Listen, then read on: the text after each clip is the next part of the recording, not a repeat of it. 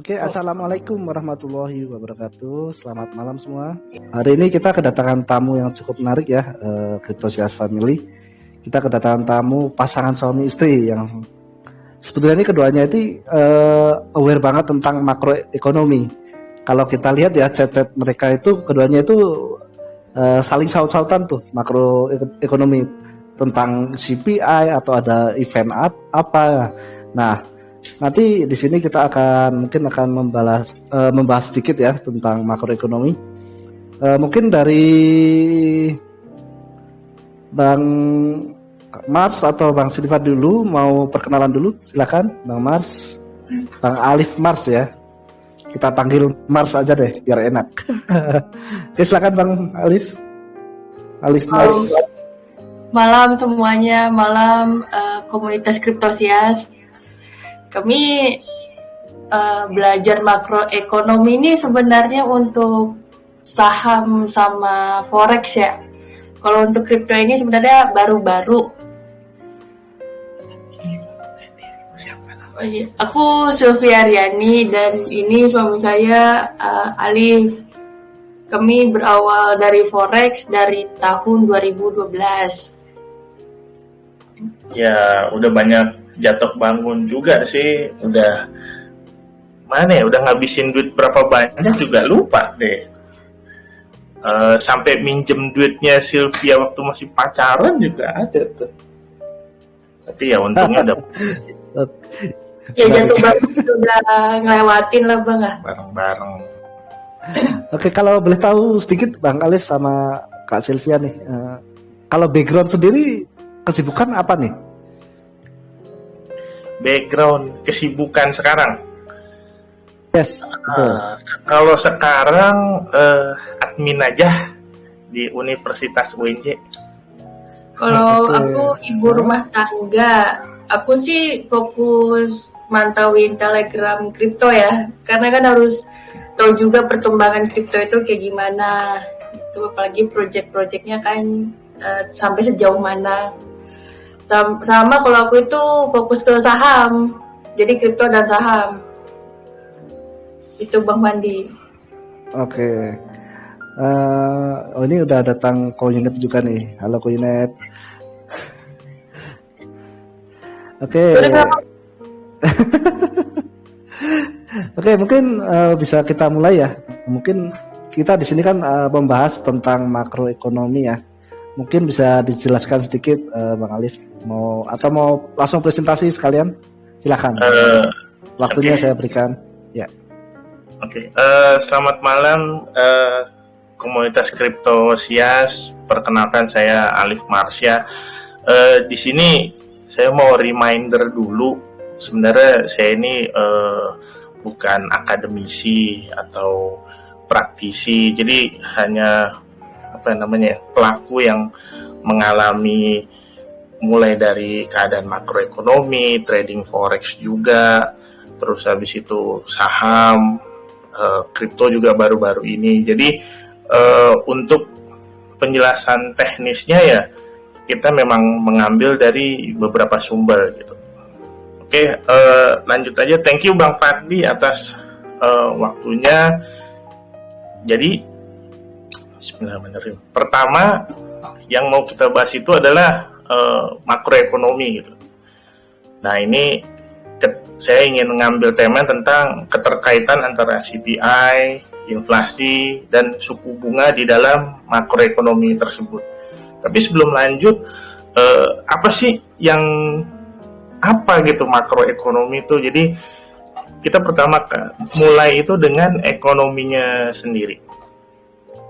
Jadi kalau dari sumber yang saya dapat, ekonomi itu memiliki pengertiannya sebagai berikut, sebagai ilmu yang mempelajari bagaimana cara manusia itu untuk memenuhi kebutuhan hidup mereka dengan sumber daya alam atau dengan sumber daya yang terbatas untuk memenuhi sumber daya tersebut gitu. Contoh kayak misalkan zaman dulu itu ekonomi itu terjadi ketika adanya barter gitu. Itu menurut pandangan saya. Jadi misalkan ketika barter itu 1 kilogram beras itu dibarter oleh 1 kilogram ikan lah contohnya. Tapi seiring berjalannya waktu, misalkan harga beras itu produksi beras itu terbatas, maka orang yang punya ikan tadi ini harus membayar lebih untuk mendapatkan beras itu gitu. Misalkan karena berasnya itu tadinya 1 kilogram beras untuk 1 kilogram ikan, karena berasnya langka menjadi 1 kilogram beras itu 2 kilogram ikan dan seterusnya ataupun sebaliknya. Jadi maksudnya ekonomi secara dasar dan menurut saya seperti itu. Nah, terus juga kalau untuk zaman sekarang tuh misalnya yang si A punya kelebihan uang, terus si B punya kelebihan tenaga atau barang yang dibutuhkan. Nah, mereka tuh melakukan barter. Si A memberikan si B uang, nah si B memberikan jasa dan atau barang. Begitu kira-kira pengertiannya. Oke, lanjut. Tadi itu udah pengertian ekonomis secara menyeluruh. Nah, sekarang pengertian ekonomi dari beberapa ahli gitu. Nah, di sini kan bisa dibaca mulai dari ada Richard G. Lipsy, ada Adam Smith, atau dari Alfred Marshall. Jadi intinya di sini sama-sama untuk bagaimana si perorangan, individu, ataupun perusahaan sampai negara itu untuk memenuhi kebutuhannya dengan menggunakan sumber daya yang terbatas gitu. Baik itu sumber daya alam ataupun sumber daya uang yang ada di dompetnya kalau sekarang, atau sumber daya manusia, atau ketersediaan servis gitu. Nah, itu pengertian secara kalau disusun oleh dari ketiga orang ini gitu. Nah, kemudian ada ekonomi berdasarkan jenis skalanya. Nah, ekonomi itu berdasarkan jenis skalanya itu terbagi menjadi dua. Nah, ini ada ekonomi mikro dan ekonomi makro. Nah, jelasin sedikit. Kalau ekonomi mikro itu benar tadi, jadi perilaku untuk mengambil keputusan secara individu, rumah tangga, atau perusahaan yang kemudian berhubungan dengan sumber daya yang ada. Seperti yang tadi, ingin memenuhi kebutuhan, sesuatu kebutuhan misalkan untuk membeli apel dengan uang Rp1.000 atau $10 lah contohnya begitu. Nah, itu hanya dalam skala individu, misalkan satu orang, atau rumah tangga, misalkan satu keluarga, dan atau perusahaan. Nah, perusahaan itu pun sendiri sebenarnya masih dalam ekonomi mikro seperti Bank BCA atau Bank Mandiri. Nah, itu yang disebut skala perusahaan saja itu masih dalam ekonomi mikro. Nah, aku juga mau nambahin, contohnya gini, misalnya kamu nih yang lagi jalan-jalan di, anggaplah ke Monas ya, terus kamu memutuskan untuk belanja. Nah, itu bisa dikategorikan sebagai ekonomi mikro. Atau misalnya kamu sebagai kepala rumah tangga atau ibu rumah tangga yang memutuskan untuk belanja, itu juga bisa. Atau perusahaan misalnya gini, perusahaan itu kan mempunyai budgeting ya, mempunyai anggaran tersendiri. Nah, itu bisa menjadi salah satu contoh ekonomi mikro. Dan ketiga ini emang mempengaruhi ekonomi negara sih, kan satu. Dan itu mempengaruhi ekonomi suatu negara, makanya kenapa ekonomi mikro tuh juga mempengaruhi ekonomi makro nantinya. Itu menurut aku ya. Lanjut, setelah ekonomi makro, skala yang kedua itu adalah ekonomi makro. Setelah ekonomi mikro ada ekonomi makro, Jadi ekonomi makro itu kajian holistik gitu tentang struktur, kinerja, perilaku, serta proses pengambilan kebijakan ekonomi pada tingkat nasional. Gitu. Nah, pada tingkat nasional ini contohnya suatu negara gitu, nggak usah jauh-jauh lah, misalkan negara Indonesia gitu kan. Nah, keputusan apapun yang yang berada dalam skala nasional, contoh menaikkan suku bunga atau mencetak mata uang, terus habis itu menaikkan pajak, bagaimana cara menaikkan domestik bruto suatu negara. Nah, itu masuknya ke dalam ekonomi makro. Atau misalnya pembatasan batu bara itu juga bisa. Atau misalnya kayak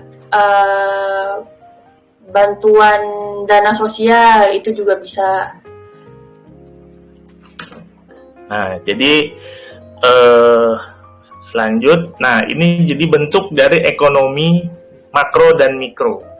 Jadi kalau ekonomi mikro itu contohnya pasar, seperti yang terjadi di dalam gambar ini, dan kalau ekonomi makro tuh pasarnya bentuknya peti kemas gitu loh, ekspor impor, bersifatnya tidak domestik lah. Kalau misalkan pasar ya kayak pasar Senen atau pasar Minggu itu kan bentuknya domestik gitu. Nah, itulah gambaran singkatnya ekonomi makro sama ekonomi mikro. Oke, kita lanjut. Jadi apa sih sebenarnya faktor-faktor yang mempengaruhi ekonomi makro gitu? Pertama yang mempengaruhi ekonomi makro itu adalah kebijakan moneter dan kebijakan fiskal. Kemudian keadaan ekonomi negara tersebut, geopolitik. Setelah itu ada hubungan antar negara atau bisa disebut eksternal. Nah, kita lanjut. Kebijakan moneter dan kebijakan fiskal. Kebijakan moneter itu biasanya diambil sama bank-bank sentral di dunia gitu. Contohnya adalah kebijakan Indonesia untuk menaikkan suku bunga yang bertujuan untuk mengendalikan jumlah uang yang beredar. Ataupun juga adanya kebijakan fiskal itu dikeluarkannya oleh pemerintah gitu. Nah, kalau kebijakan moneter itu kan setiap negara itu kan punya bank sentralnya masing-masing. Misalnya kayak Indonesia ini adanya Bank Indonesia, atau US itu adanya The Fed. Tapi biasanya bank-bank seluruh dunia itu berpatokan sama The Fed. Karena kenapa? The Fed itu jadi patokan untuk gue harus ngapain ya untuk mempertahankan dolar ini agar tidak semuanya kembali ke US. Biasanya begitu. Terus untuk kebijakan fiskal itu emang yang ngatur adalah pemerintah, karena pemerintah yang ngatur pendapatan dan pengeluaran pajak. Makanya kan kenapa US itu misalnya Powell ngomong naikin suku bunga atau nurunin suku bunga atau memperketat kebijakan itu biasanya si Powell.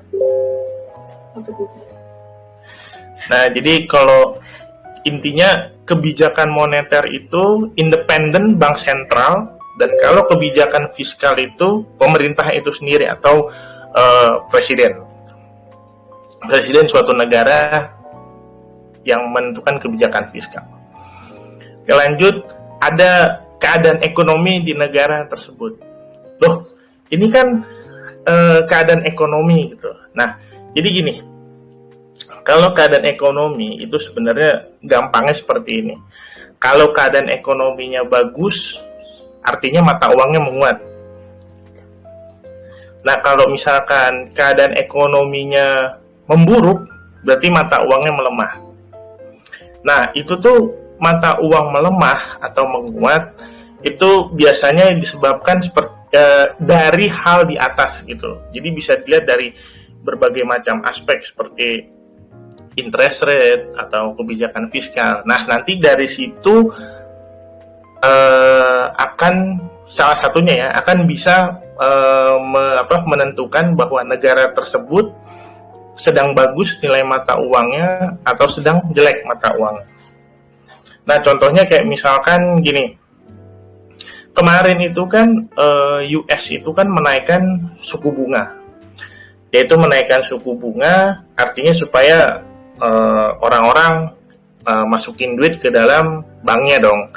Nah, ketika suku bunga itu naik, pasar itu secara teori ya, kita berbicara secara teori, pasar itu merespon positif gitu. Karena kalau misalnya suatu negara sudah menaikkan suku bunganya, artinya negara tersebut sedang makmur gitu. Uangnya sedang banyak.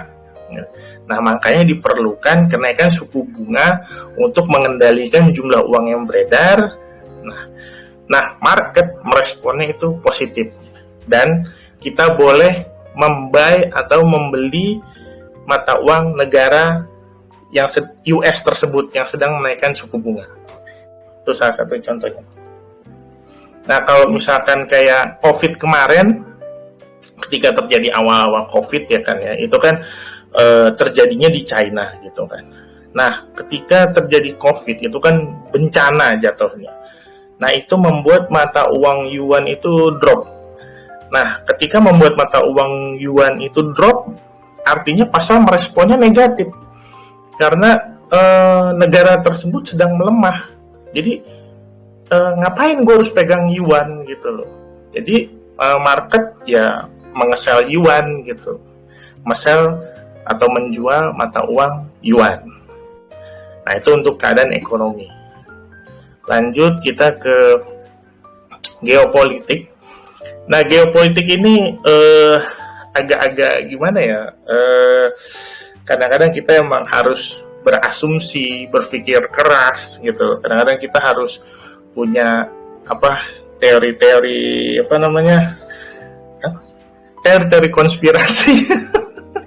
Kayak tadi yang nggak aku bahas di Telegram karena ya agak serem juga gitu, karena geopolitik ini teori-teori konspirasi. Contoh kayak yang sekarang aja itu, pertama perang Rusia dan Ukraina.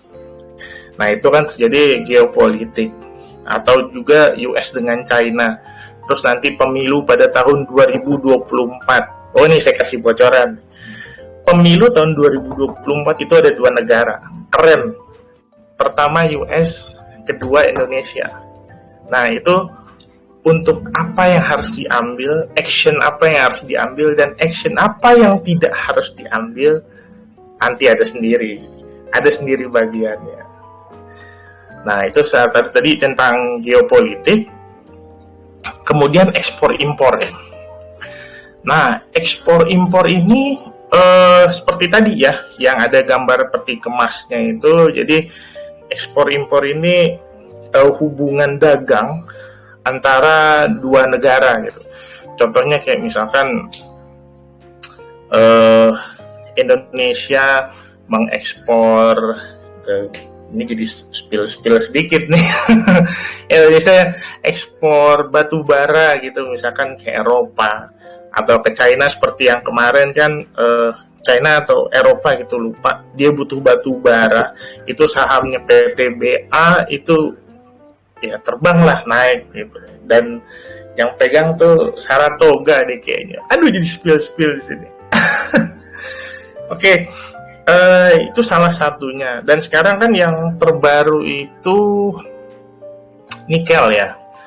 Nah, itu di Indonesia tuh lumayan banyak sih nikel. Saya juga nggak tahu kerjasama siapa si Indonesia sama Elon Musk ini gimana nantinya. Apakah itu masuk ke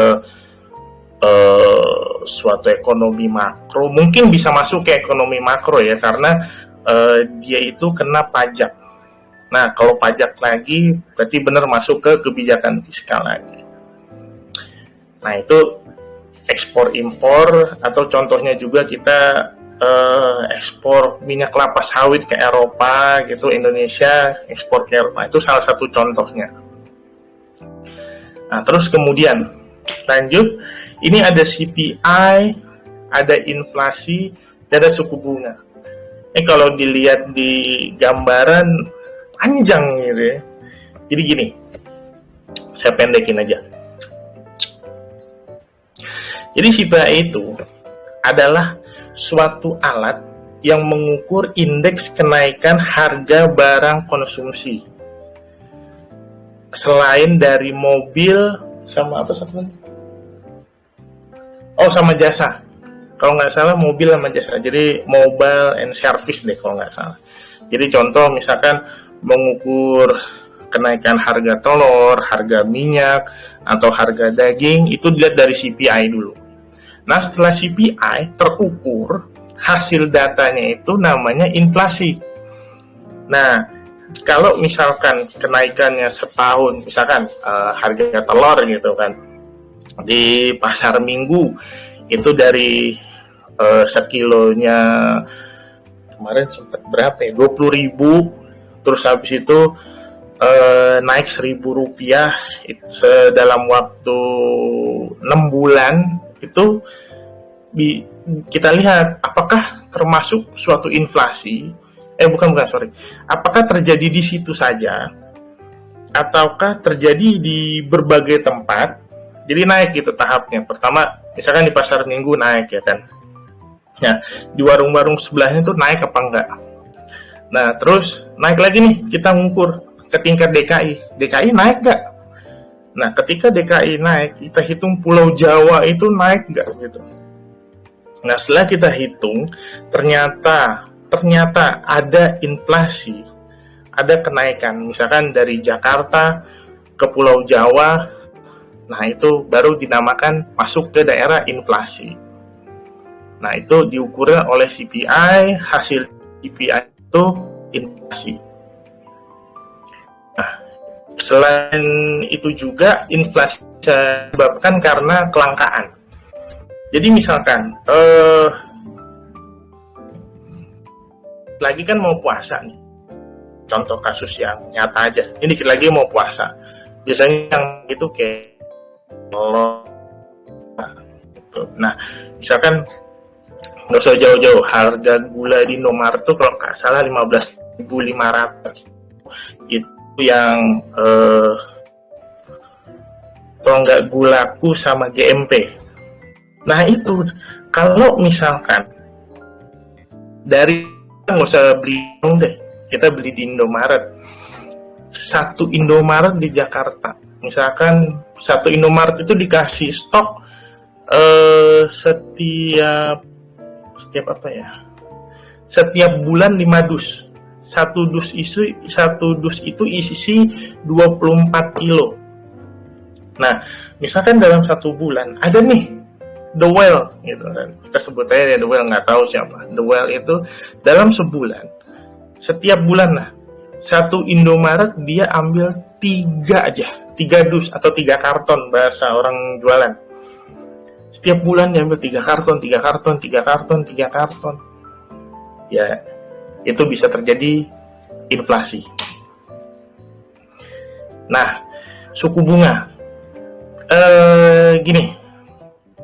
Inflasi. Oh ya, selain itu juga inflasi juga bisa terjadi karena orang punya banyak duit. Kayak contoh misalkan kasus COVID kemarin. Itu kan sebenarnya harga barang itu normal. Contoh, masker itu harga 15.000 satu kotak. Contoh. Masker harga 15.000 satu kotak.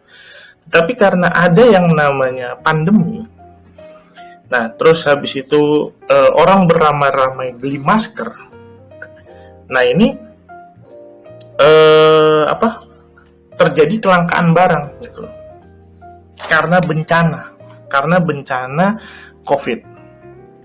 Udah dong, masker langka karena bencana COVID. Kemudian pemerintah menggelontorkan dana untuk masyarakat semua tanpa pandang bulu, mau itu mampu, kurang mampu, tidak mampu, sampai yang mampu pun punya duit. Nah, ketika mereka tahu COVID, mereka punya duit, mereka beli lagi masker lagi. Otomatis akan terjadi kelangkaan berkali-kali lipat. Nah, seperti itulah inflasi. Jadi karena ada bencana, duit digelontorkan, otomatis orang belanjanya lebih banyak gitu. Itu jadi ada beberapa tadi ya. Pertama, inflasi itu terjadi karena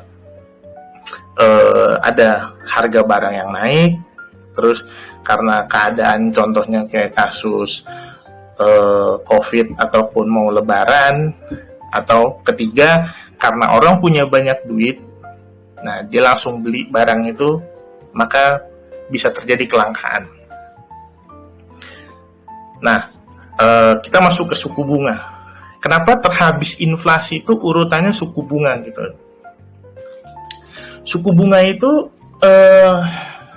gini ya, kan tadi kita udah sepakat bahwa suku bunga itu naik itu karena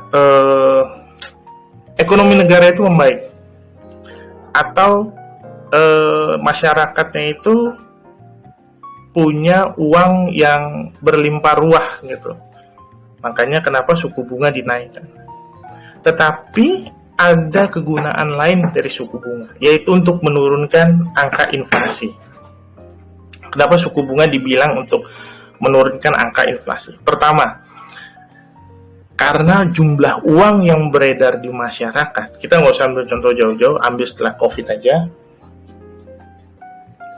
Nah, karena pemerintah sudah menggelontorkan, contoh US saja, sudah menggelontorkan sampai triliunan dolar, otomatis suku bunga dinaikkan untuk menarik uang yang beredar tersebut. Walaupun konteksnya masyarakat bukan menjadi kaya raya karena dari pendapatannya, tapi kaya raya dari uang yang digelontorkan oleh pemerintah. Nah, kebetulan kemarin itu terjadi hal yang negatif dengan kenaikan suku bunga ini karena banyaknya pemecatan di berbagai sektor. Nah, jadi kenapa urutannya itu CPI, inflasi, suku bunga. Jadi CPI itu untuk mengukur dulu indeks harga barang, baru diukur apakah bisa dikatakan sebagai inflasi atau tidak. Nah, kalau misalkan dikatakan sebagai inflasi, perlukah kita menaikkan suku bunga? Nah, kebetulan di keadaan yang sekarang untuk terkena COVID ini perlu dinaikkan suku bunga. Gitu. Lanjut. Nah, inilah keterkaitan antara CPI, inflasi, dan suku bunga. Jadi, lingkaran pertama itu adalah unemployment rate dan NFP. Kenapa jadi urutannya gini, kenapa unemployment rate itu adalah pengangguran dalam bentuk persen. Kalau di US, pengangguran 5% itu adalah batas normal. Kalau kurang dari 5% bagus, kalau di atas 5% itu jelek. Buruk lah untuk negaranya. Atau penganggurannya naik. FP itu adalah ukuran untuk daya serap tenaga kerja di luar sektor pertanian.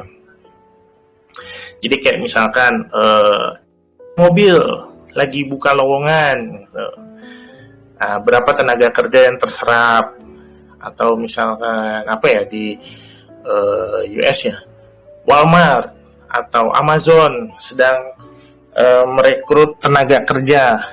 Nah, itu dimasukkannya digabung dalam data NFP.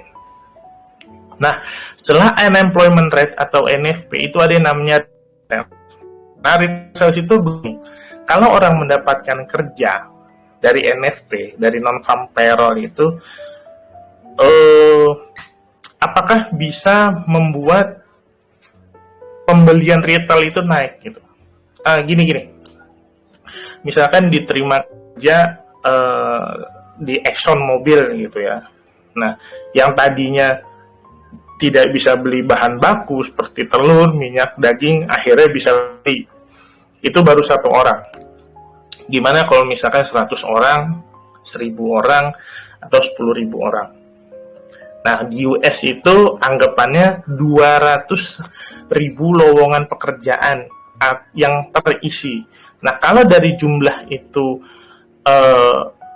diterima di lapangan pekerjaan tersebut, kemudian membeli bahan baku, nah itu kalau bisa menggoyang retail sales, otomatis retail salesnya bagus, US-nya juga membaik gitu, keadaan ekonominya, nyambungnya ke sana. Nah, ketika sudah keadaannya membaik, retail sales meningkat gitu, pembelian barang retailnya meningkat gitu. Nah, terjadi lagi, apakah bisa terjadi inflasi gitu loh, diukur dengan CPI, dengan orang yang terima kerja tadi, terus beberapa 200.000 orang yang terima kerja tadi, beli bahan baku, diukur dengan CPI, apakah bisa terjadi inflasi? Nah, kalau misalkan bisa terjadi inflasi, urutannya adalah kenaikan suku bunga. Nah, kalau misalkan inflasinya lama, terus turun, suku bunga itu tetap dinaikkan sampai pada batas tertentu yang dianggap oleh pemerintah US itu wajar gitu. Nah, kita tahu bahwa inflasinya US itu batas nolnya ya, maksudnya batas normal nol itu 2%. Tetapi sebagai kepala The Fed, kepala bank sentralnya US, Jerome Powell mengatakan ketika inflasi berkisar antara 3%-an, dia akan menahan suku bunga agak lama. Contoh misalkan, kalau misalkan nih suku bunga nyampe 5%, nah itu kan setara dengan suku bunga tahun 2008 ketika terjadi subprime mortgage.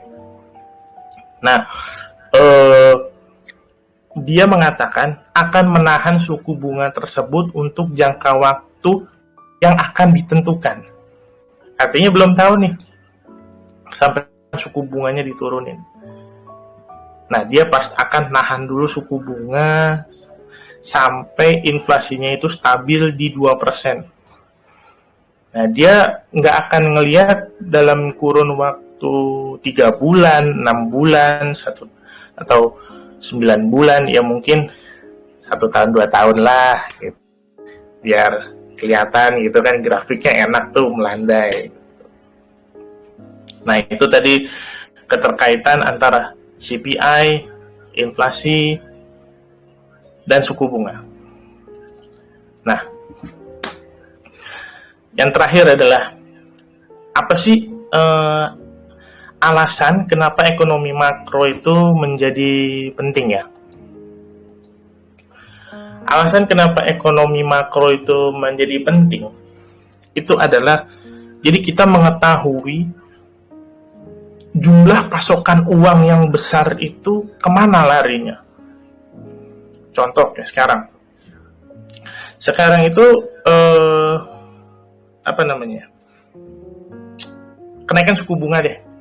Nah, kalau kenaikan suku bunga, bagi investor yang menarik itu adalah perbankan. Yang lain tuh bakal ditinggal. Mungkin nggak ditinggal terus sih. Mungkin hanya ditinggal 20 atau 10%, kemudian 90% ke perbankan.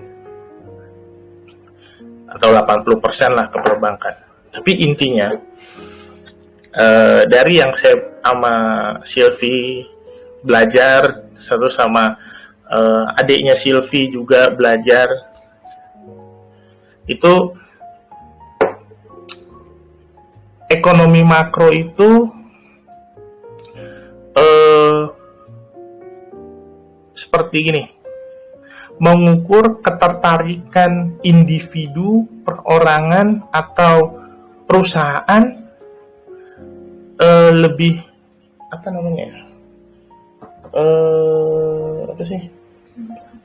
seleranya kemana? Selera mereka senangnya gimana? Kayak misalkan suku bunga naik, ya mereka pindah ke perbankan. Ketika suku bunga turun, ya mereka pindah ke sektor-sektor misalkan Dow Jones atau Nasdaq. Ketika perang, ya uangnya pindah ke safe haven. Jadi ekonomi makro adalah secara, menurut saya, menurut kita berdua, jadi ekonomi makro adalah mengukur seleranya orang itu maunya apa gitu sekarang. Kalau aku pribadi ya, ekonomi makro itu adalah alasan orang untuk kapan gue harus mindahin uang ke saham, kapan harus pindahin uang ke pemerintah, kapan harus pindahin uang ke kripto. Jadi nggak asal mindahin uang gitu. Kan orang itu kan untuk memindahkan suatu aset dari A ke B itu harus ada alasannya apa, data yang dipakai itu apa. Jadi kalau aku lihat sih begitu sih, kenapa makro itu sangat penting. Selain itu juga saya juga senang nonton film-film juga. Terus habis itu tahu sedikit lah, nggak banyak. Mungkin cuma satu quotes-nya Warren Buffett gitu. Tapi dari suatu film yang saya tonton, itu ada film namanya, kita keluar sedikit ya. Ada film namanya Jack Ryan. Itu saya ngikutin dari season 1, 2, sekarang 3 udah mau habis. Di situ dia ditanya, ketika menghadapi teroris gitu,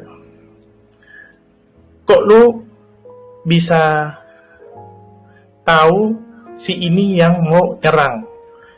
Dia cuman bilang,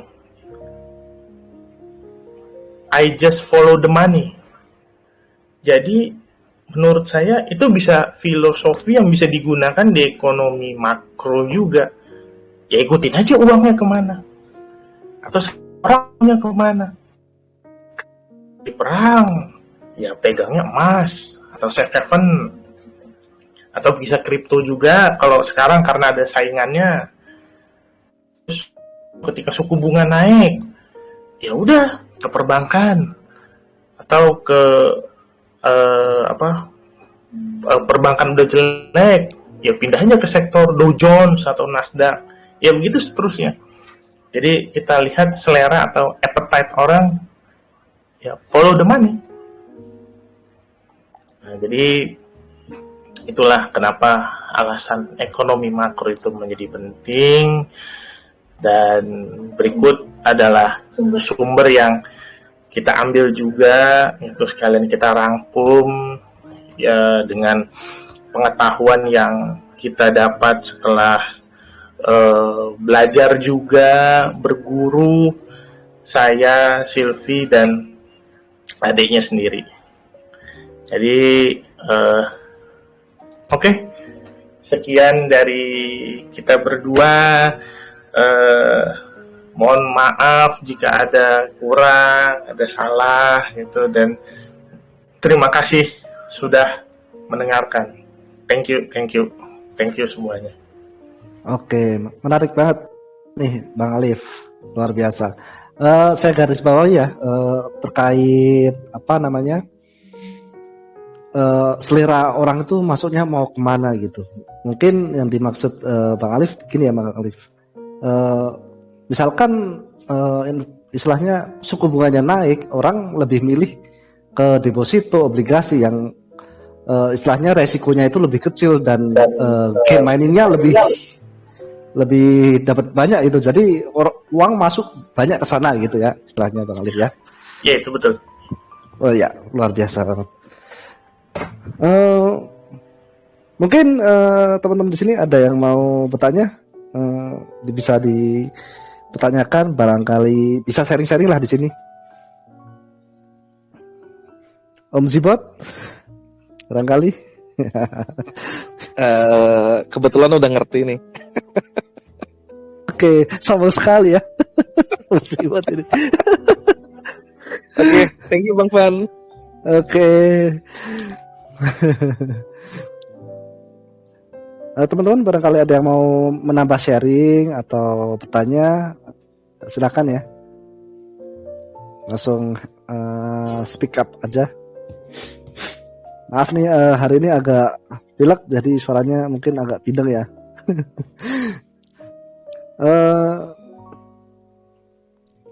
Kalau menurut Bang Alif nih, aku mau tanya dikit, kenapa sih saat ini sektor kripto juga terpengaruh nih terhadap makroekonomi sendiri?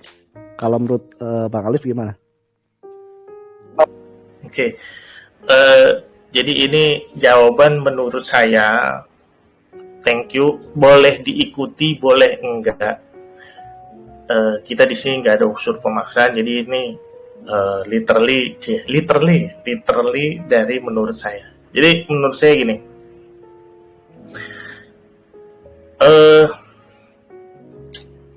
Sekarang kan yang lagi hype itu apa namanya? Suku bunga ya, atau kenaikan suku bunga dari perbankan. Nah, jadi melihat well yang tadinya ke Nasdaq itu pindah ke sektor perbankan. Nah, karena kripto itu bagian dari teknologi, itu kan teknologinya blockchain gitu dan dunia digital gitu. Nah, jadi menurut saya juga ketika Dow Jones-nya turun, terus habis itu kriptonya juga ikutan turun. Dan selama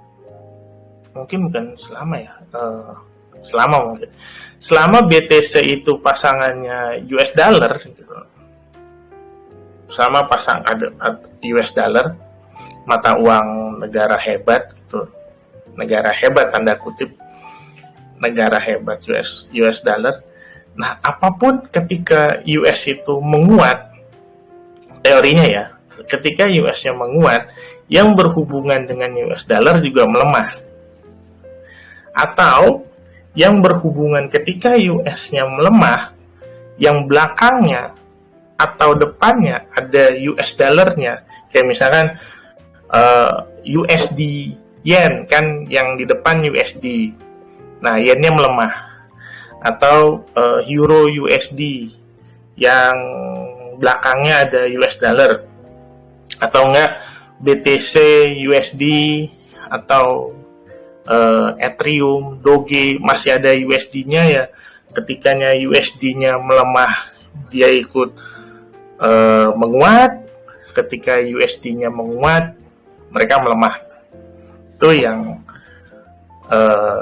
menurut pendapat saya gitu. Kalau aku sih ya ngeliat kripto itu sebagai alternatif sih. Contohnya aja kayak kayak Rusia ya. Sebenarnya sih kripto itu damai, aman, sejahtera ya. Tapi karena dianggapnya itu sebagai transaksi dadakan gitu, transaksi apa namanya? Kalau transaksi yang tidak terlacak. Iya, transaksi yang tidak terlacak, dan kebetulan juga Rusia kan lagi berantem sama US. US nge-ban Rusia, nggak boleh transaksi, lo nggak boleh transaksi kemana-mana gitu. Jadi si Presiden Putin tuh berani juga sih menggunakan BTC itu untuk transaksi gitu, untuk transaksi sementara. Itu Rusia ya sama Ukraina ya, belum lagi negara yang krisis keuangan yang akhirnya masyarakat itu harus menggunakan BTC untuk transaksi di negaranya itu sendiri gitu. Jadi sebenarnya BTC itu sebagai alat politik kali ya, apa-apa kali ya, itu menurut aku ya. Gitu sih Bang Fandi. Oke, menarik.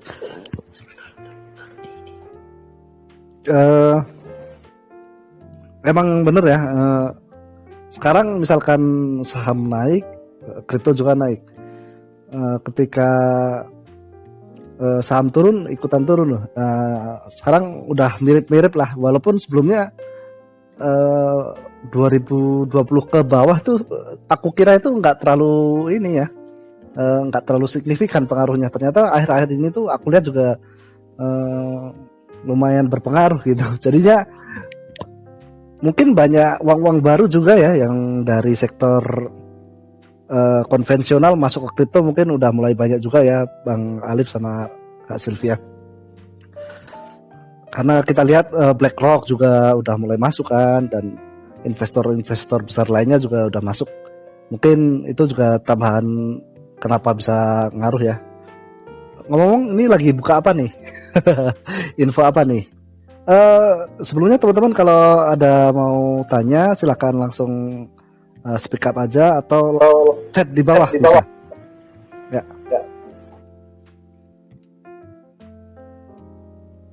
Ya gimana Bang Alif? Ini ada info apa nih? Info-info ke depan nih. Ini mau nunjukin apa, waktu itu kan Rusia itu pernah pakai kripto gitu untuk transaksi gitu loh, karena dia di-ban oleh US gitu loh. Dan itu beritanya lama sih, udah lama banget sih sebenarnya. Cuman pengen nyari, siapa tahu ada. Oke. Kalau kedepannya nih, kira-kira ada event apa aja nih? Kan kemarin itu kalau nggak salah ada CPI ya, indeks CPI. Kalau ke depan kira-kira yang berpengaruh terhadap market tuh ada apa aja tuh? Kita lihatnya di mana sih? Oke, kalau ke depan itu nih aku kasih tahu, itu ada yang namanya trading. Ini kelihatan kan ya ininya, share screen-nya? Aman. Aman. Nah, ini di sini paling enak itu lihatnya di tradingeconomics.com. Mau negara manapun, bahkan kripto pun itu kelihatan di sini, no hide gitu, nggak disembunyiin. Bahkan mungkin negara kita tercinta sih ada di sini sih. Cuman ya emang, nah ini ada nih. Nah, itu salah satu negara tercinta kita. Nah, kalau misalkan mendekati ini, biasanya sih aku cek di sini dulu sih, forexfactory.com. Lanjut aja. Nah, sama bisnis terlarang. belum diganti ke ini ya, apa namanya? Belum pakai VPN atau itu ke 000 ya? belum pakai VPN belum diganti. Tapi kalau ngelihat di sini Trend Economics juga bisa. Kita lihatnya, pilih di kalender. Nah, di kalender ini ini kan kita ganti aja nih. Ini kan ada yang bintang nih, Impact, kita ganti yang bintang 3. Itu kelihatan semua. Hari ini tuh ada inflasinya Jepang. Inflasinya Jepang itu dia naik 4%. Nah, itu seharusnya membuat mata uangnya dia itu turun ya. Seharusnya membuat mata uangnya itu turun atau menguat. Karena Jepang itu negara eksportir dia. Kayak misalkan eksportir mobil seperti Toyota, Honda. Nah, kedepannya yang paling asik tuh yang ini sih, yang lagi ditungguin nih. Ya, nggak bisa dilihat ininya ya. Next month. Nah, ini dia. Ini yang paling asik nih. Interest rate decision. Ini adalah kenaikan suku bunganya US. Bakalan naik, turun, ataupun stay di situ. Nah, ini kalau buka ini teman-teman atau Bang Fandi ya, ini cara bacanya. Ini kan ada actual, ada previous, ada konsensus, ada forecast. Kadang-kadang saya juga lupa, klik aja bahasa Indonesia. Nah, jadi di sini cara bacanya, ketika di hari H nanti jam 2, ini jam 2 malam. Di waktu kita itu hari Rebo, hari Rabu, lewatin dulu jam 2-nya, jam 2 malamnya ke hari Kamis. Nah, itu nanti keluar nih datanya di sini nih, di sebenarnya. Nah, sebelumnya ini adalah FOMC sebelumnya, bukan FOMC bulan sebelumnya, tapi FOMC sebelumnya, karena kenaikan suku bunga US itu kadang-kadang 1,5 bulan, nanti dia di bulan Juli Agustus itu dia berdempetan sebulan sekali, tapi biasanya normalnya 1,5 bulan. Nah, jadi cara bacanya ketika harga keluar itu sebenarnya, nah sebelumnya ini 4,5. Konsensus itu hampir mirip dengan ramalan, perkiraan. Jadi misalkan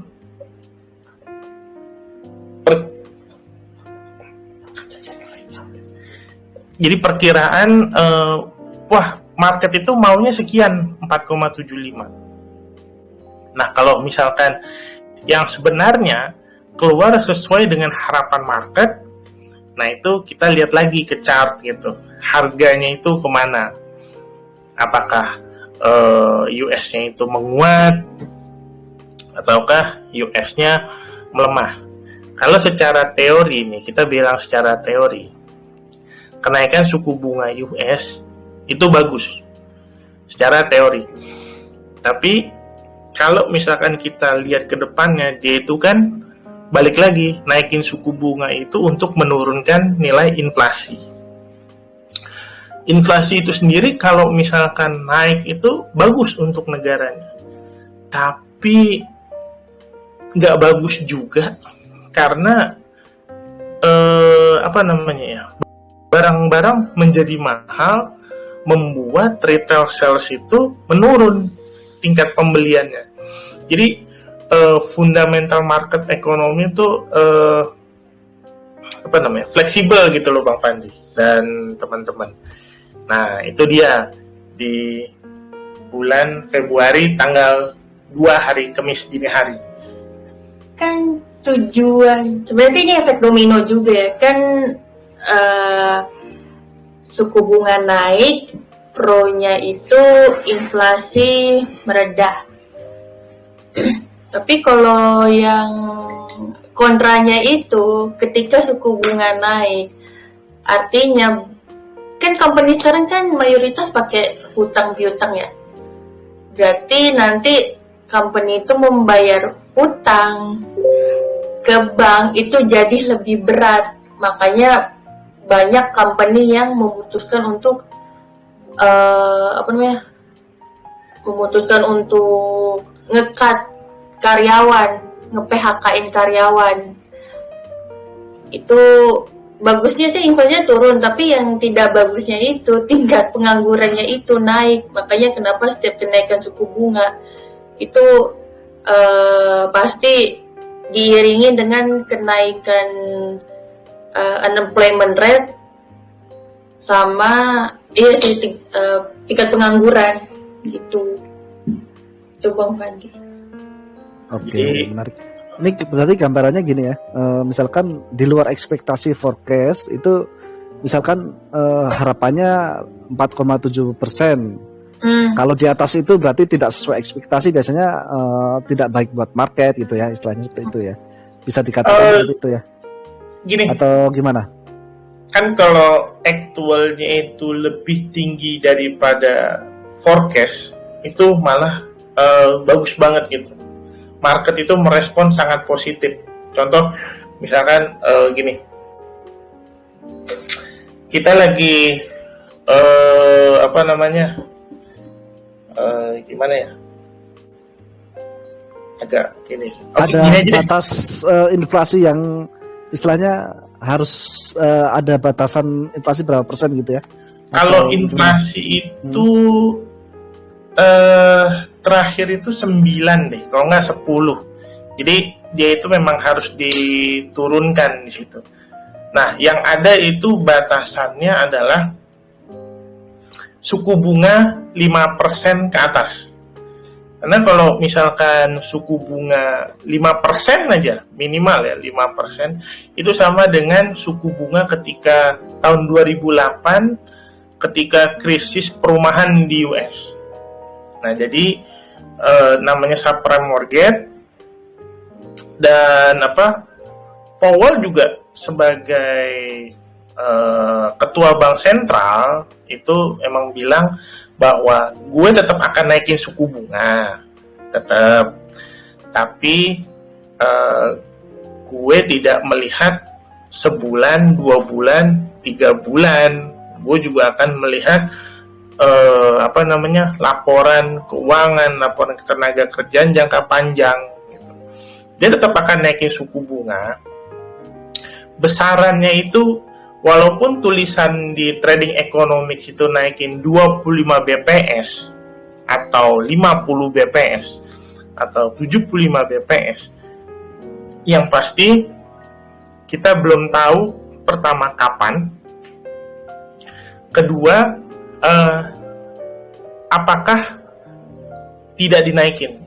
Jadi antara dinaikin atau belum dinaikin saat tanggal 2 nanti itu kita belum tahu. Yang pasti tahun 2023 Powell berkata, saya akan menaikkan suku bunga dengan tidak berpatokan pada 1, 2, atau 3 bulan data. Dah, itu aja. Oke, I see. Menarik ya, teman-teman. Teman-teman yang suka future atau forex, biasanya pastinya ini perlu dipantau ya, karena lumayan volatil apabila terjadi event ini. Teman-teman, barangkali ada yang mau tanya, silakan speak up. Bang Riki nih, halo Bang Riki. Oh, Om Haris, gimana Om Haris? Ini pertanyaannya melenceng, boleh gak? Hah? Pertanyaannya nggak tentang boleh. gitu. Boleh, silakan. Ini Om Alif, gue masih penasaran aja. Pentingnya kripto untuk alat pembayaran itu untungnya di user apa? Untungnya di negara apa? Bukan untuk perusahaannya ya. Untung usernya apa? Untung negaranya apa? Kalau perusahaan kan maunya kan untung kan, supaya user pakai. Tapi keuntungan usernya itu apa kalau alat pembayaran itu pakai kripto? Sedangkan pakai uang digital biasa bisa gitu. Udah gitu aja sih, penasaran aja. Oke, jadi kalau ngikutin perkembangan zaman ya Om Jibot ya, dulu itu kan yang namanya berdagang itu kan diawali dengan barter ya. Terus habis itu nggak dicatat gitu, hanya diingat di memori aja. Terus habis itu makin bertambahnya ya, makin majunya zaman itu muncul kertas, dicatat di kertas.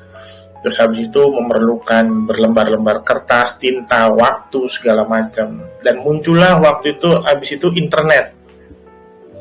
Internet itu juga memang sih memberikan kemudahan, lebih mudah daripada mencatat di buku kertas ya. Karena kan jejak digital jatuhnya. Itu juga memberikan kecepatan, tapi masih ada kekurangan, yaitu masih bisa kehack. Terus habis itu masih bisa dicurangi laporan keuangannya. Terus masih ada kendala di jaringan yang dulu mahal. Transfer itu bisa ya agak lama lah, dulu ngerasain yang namanya sejam 2 jam enggak ya, 1 kali 24 jam atau 2 kali 24 jam lah ya dulu itu.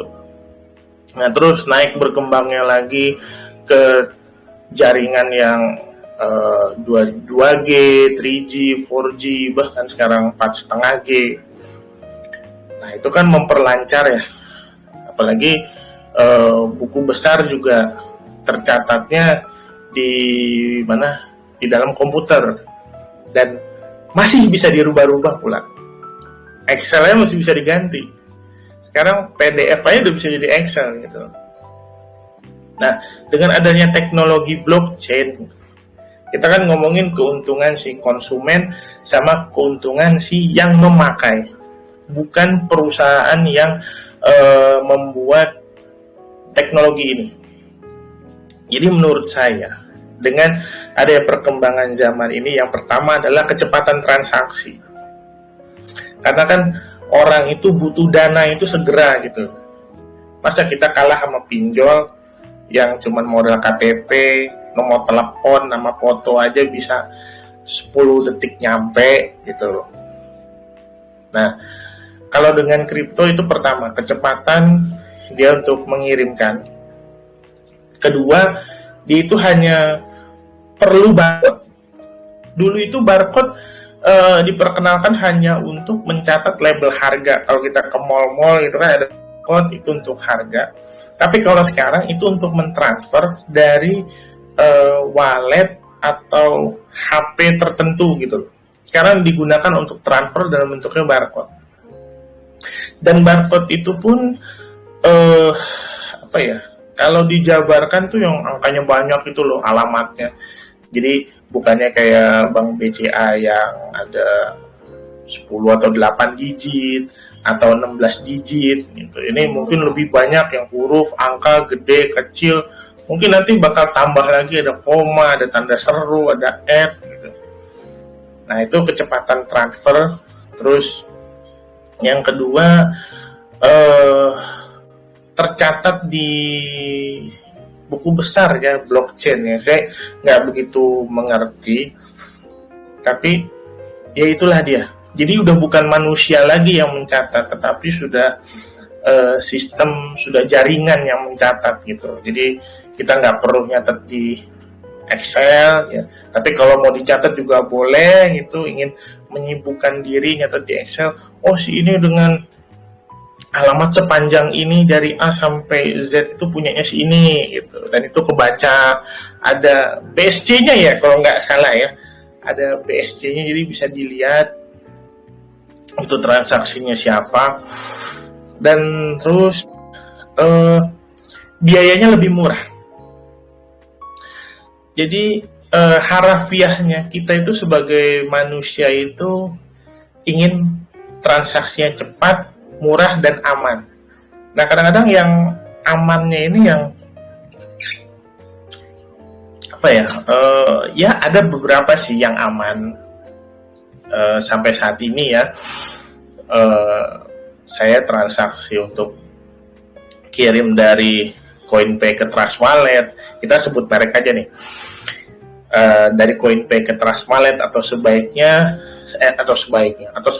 itu aman dan cepat.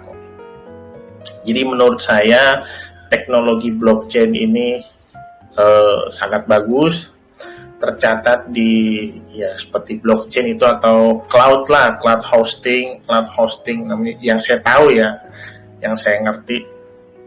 Dan tidak perlu yang namanya pihak ketiga gitu. Sebenarnya sih. Selamat malam Om. Ya, malam. Mau tanya ini Om. Bentar. Kalau Bentar ya, itu kalau yang luar ya. bentar ya, nunggu selesai dulu pertanyaan dari Bang Haris nih. Habis ini Bang Atin deh. Iya. Bentar. Oke, silakan dilanjut dulu Om Alif Max. Jadi gini, jadi tetap diperlukan. Ya, jadi teknologi blockchain itu sebenarnya aman sih. Menurut saya aman, enak, dan murah. Walaupun ada fee-nya, tetap murah. Dah itu aja sih Bang Jibot, kalau dari pandangan saya. Tapi aku juga mau nambahin sih, sebenarnya blockchain setiap negara itu mempunyai aturannya masing-masing ya. Mungkin kalau di kayak Rusia itu dia kan anggapannya BTC itu sebagai transaksi darurat. Sedangkan di Indonesia ini kalau lo mau transaksi BTC ujung-ujungnya kan harus lewat bank juga buat WD. nggak bisa, nggak boleh malahan transaksi lewat BTC gitu. Jadi tergantung regulasi negara sih gimana. Tapi pasti win-win solution sih, nggak mungkin nggak win-win solution juga Bang Jibun. Tapi kalau sesama pemain kripto bisa lah. Waduh, jangan dong Bang Pandi, jangan. Anda nakal ya, jangan. Oke. Ini kan acara bebas. Ini saya punya kacang mau dibayarin berapa BTC? Oke. Jangan Bang Pandi, Bisa aja. jangan. Gimana Bang Jibot? Siap, aman, thank you. Oke, sebetulnya aku sempat kaget Om Haris mau bilang kalau keluar sedikit dari konteks ya. Kukira tanya pengaruhnya makroekonomi dengan raca gitu. Takutnya.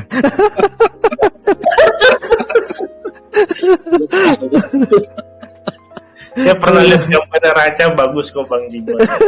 Jadi tiba-tiba bagus kok. Cuma belum sempat beli aja ke mama. Lanjut yang lain. Udah jangan bahas rakyat. Lanjut yang lain. Oke. Oke.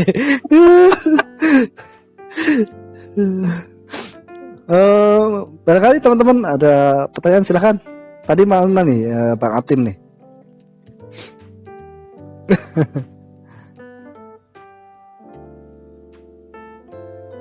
Halo Bang Atim, mana sih?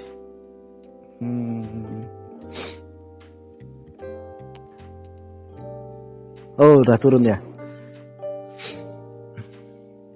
Barangkali ada tambahan dari Bang Yunat atau mau bertanya ke Yunat?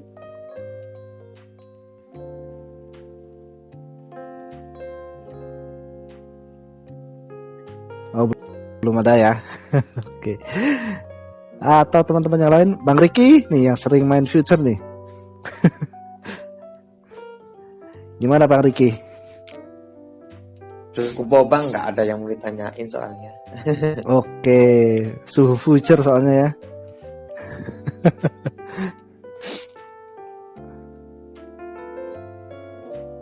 Oke. Ada lagi teman-teman? Nah, ini ada Kevin nih, titip pertanyaan apa, Vin?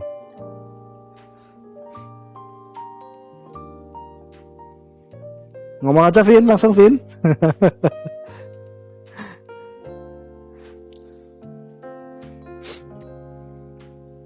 Atau yang lain mau tanya lebih dahulu bisa sebelum kita tutup nantinya. Tadi Bang Alif bilang ada pemilihan presiden di 2024. Di dua negara yaitu Amerika sama Indonesia ya. Itu yang harus dilakuin sama jangan dilakuin itu apa tuh? Nah, mungkin boleh di-spill tuh Bang Alif. Boleh banget. Jadi gini, tanggalnya sih kita belum pasti tahu ya, tanggal berapa dan siapa yang duluan ini. Ini dia yang belum ada kepastian ya. Tapi kita udah tahu duluan nih tahunnya nih. Nah, yang mesti dilakukan adalah kalau ada bottom dibeli, kalau ada atas dijual. Itu gampangnya. Nah, sebelum melakukan aksi, baik itu buy di bawah atau sell di atas, pertama kita harus cari tahu dulu. Kita udah tahu tahunnya. Yang harus dilakukan nih, ini kita langsung aja. Yang harus dilakukan. Pertama, kita cari dulu tanggalnya US sama Indonesia itu pasti jatuhnya kapan pemilunya. Jatuhnya kapan? Pertama. Terus habis itu sama jajak pendapat atau mereka say war gitu atau mulai kampanye. Itu dulu yang harus dilakukan. Yang nggak boleh dilakukan adalah melakukan aksi buy atau jual duluan. Jangan dulu, belum. Kedua, setelah tahu tanggal kapan pemilunya, itu kita persiapkan mana yang lebih potensial. Contoh, saya kan di forex itu sama sahamnya US sama indeks. Jadi yang saya lakukan adalah ketika nanti udah tahu tanggal pemilunya, nah di US itu kan lebih simpel ya, partainya cuma ada dua, Demokrat atau Republik. Nah itu kita lihat calonnya siapa. Kalau di Indonesia juga partainya siapa yang ikut, calonnya juga siapa. Nah yang tidak boleh dilakukan adalah sekali lagi nyari posisi buy sama sell. Jangan dulu.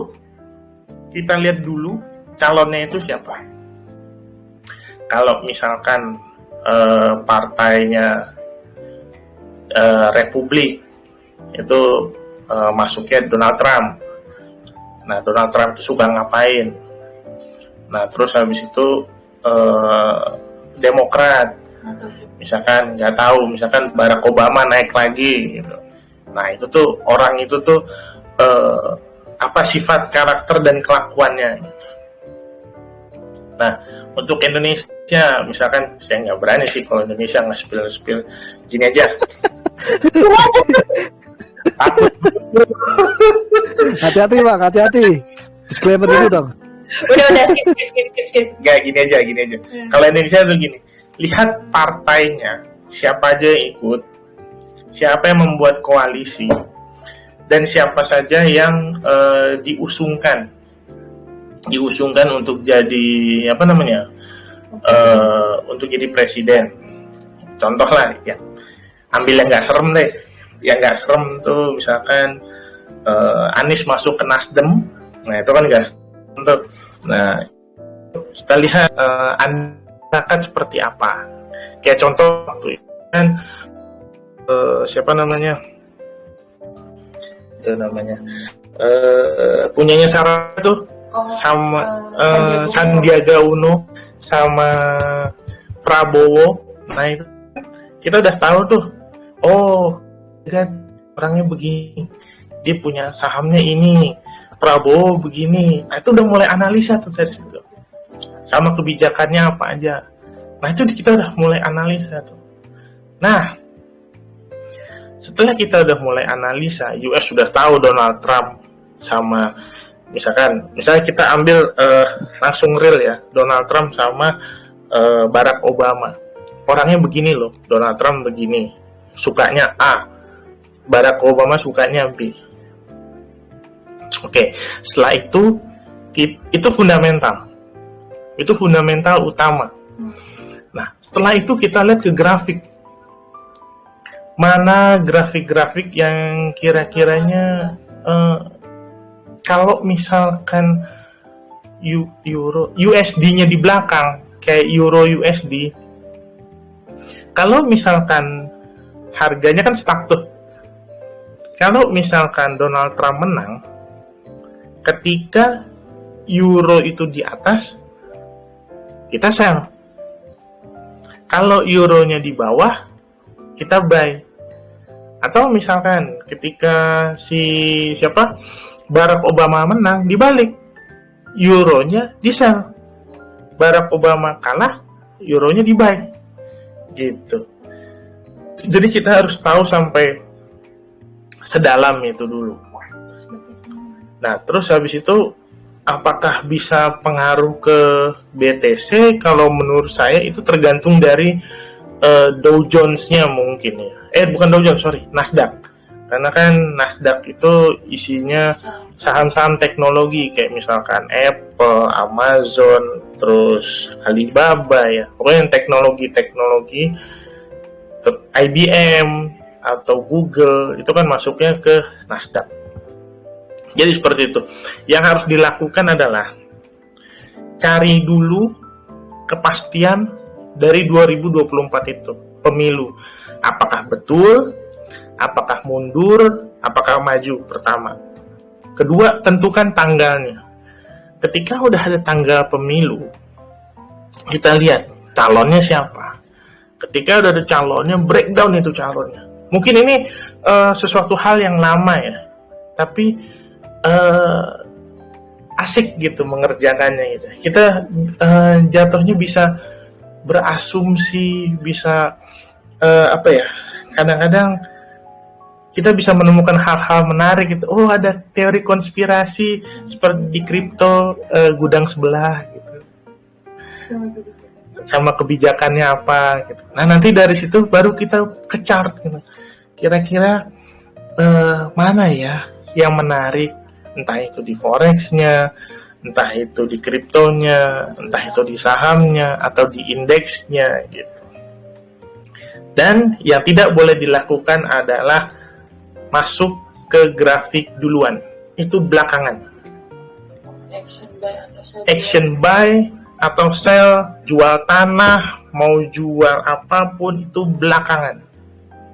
Saya tidak menyarankan, karena selama hidup saya dari 2012 sampai sekarang tidak disarankan untuk melakukan action sebelum tahu fundamentalnya. Itu dia jawabannya. Menarik banget. Waduh. Wise banget ya ini pasangan suami istri, luar biasa. Pembahasannya ini berdua nih selalu tentang makroekonomi nih. Luar biasa. Teman-teman barangkali ada yang mau bertanya, silahkan. Kita kasih waktu nih. Mungkin satu kali pertanyaan lagi deh kalau misalkan ada yang bertanya. Soalnya ini pasangan suami istri ya, takutnya mau ada kegiatan lain setelah ini ya, Bang Alif sama Kak Sylvia.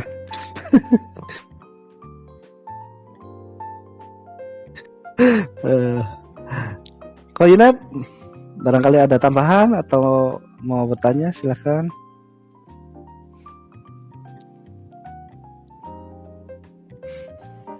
Nih, habis ini kalau jam 12 malam Ren, ting ting ting, bakso gitu. Aduh. Oke, Mbak Hardina Santi, silakan. Oh, enggak ya? Oke.